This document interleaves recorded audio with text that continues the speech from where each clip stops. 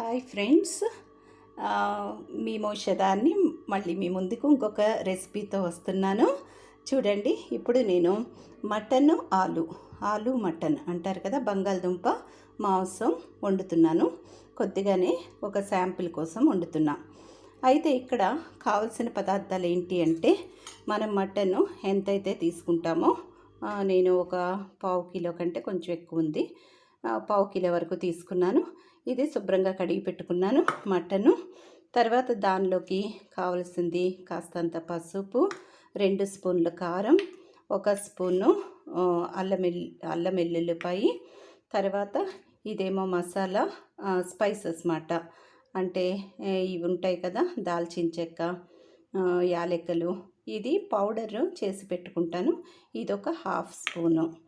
తర్వాత ఒక పెద్ద ఉల్లిపాయ, అదేవిధంగా ఒక 2 పచ్చిమిరపకాయలు, కాస్తంత కరివేపాకు వేసుకోవచ్చు, కరివేపాకు, కొత్తిమీర. తర్వాత ఇదిగోండి, ఒక పెద్ద ఆలు ఒక్కటే తీసుకున్నాను. అవి ముక్కలు కట్ చేసి వాటర్లో వేసుకున్నా, ఎందుకంటే బయట పెట్టకూడదు, అది కలర్ మారుతుంది. వాటర్లో ఉంచుకోవాలి తాలింపులు వేసే వరకు.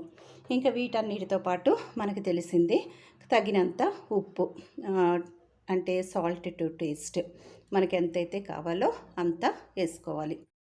ఫ్రెండ్స్, ఇప్పుడు మనం తాలింపు వేసేసుకుందాము. ఇవన్నీ రెడీగా ఉన్నాయి కదా. కావలసినంత నూనె, ఆయిల్ వేసుకున్నాను. దీనిలో మనం ఆల్రెడీ కట్ చేసి పెట్టుకున్న ఉల్లిపాయలు, పచ్చిమిరపకాయలు,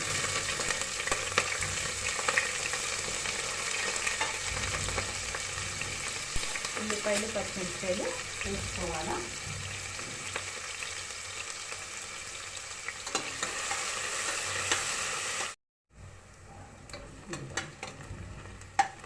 మరీ ఎర్రగా వేయక్కర్లేదు, ఎందుకంటే కర్రీ కాబట్టి కొంచెం వేగితే సరిపోతుంది. ఇదిగోండి, అల్లం వెల్లుల్లి పేస్ట్ తీసి పెట్టుకున్నది వేసుకుంటాం. ఇది మట్టుకు కొంచెం ఫ్రై అవ్వాలి. ఫ్రై అయితే మంచి టేస్ట్ ఉంటుంది. అడుగున కొంచెము అంటుతున్నట్టు అవుతుంది. అప్పుడు మనం ఏం చేస్తాము అంటే, దీనిలో ఈ మటన్ తీసి పెట్టుకున్నాం కదా, ఈ మటన్ దీనిలో వేస్తాం. మటన్ వేసిన తర్వాత ఒకసారి తిప్పేసుకొని, కుక్కర్లోనే కాబట్టి మనం ఉండేది, తిప్పిన తర్వాత అప్పుడు మనము పక్కన పెట్టుకున్న ఈ యొక్క ఆలు బంగాళదుంప ముక్కల్ని వేసుకుంటాం.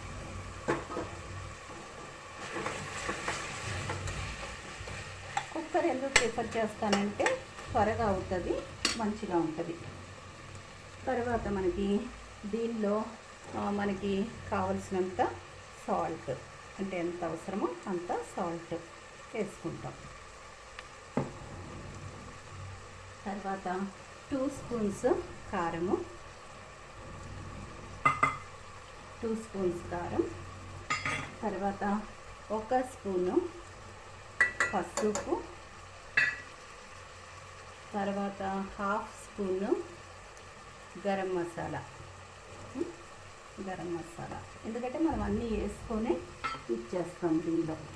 తర్వాత కొత్తిమీర, కట్ చేసి పెట్టుకున్న కొత్తిమీర, ఇవన్నీ వేసి కలిపి పెట్టేసుకుంటాం. కలిపేసుకొని, చూసారు కదా, కూర మంచిగా వస్తుంది. దీనిలో మనం కావలసినంత వాటర్, అంటే ఒక 1/2 గ్లాస్ అట్లా పడుతుంది వాటర్, ఎందుకంటే మనం తీసుకున్న క్వాంటిటీ తక్కువ కాబట్టి.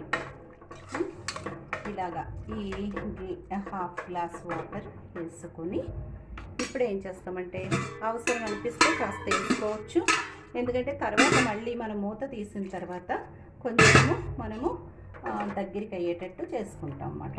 ఇదిగోండి, చూసారు కదా, మటన్ కాబట్టి మనం కొంచెం వాటర్ వేయాల్సి వస్తుంది.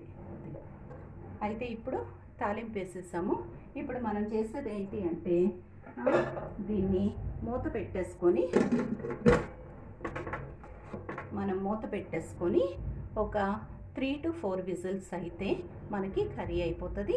మళ్ళీ అయిన తర్వాత నేను మీకు చూపిస్తాను, సరేనా?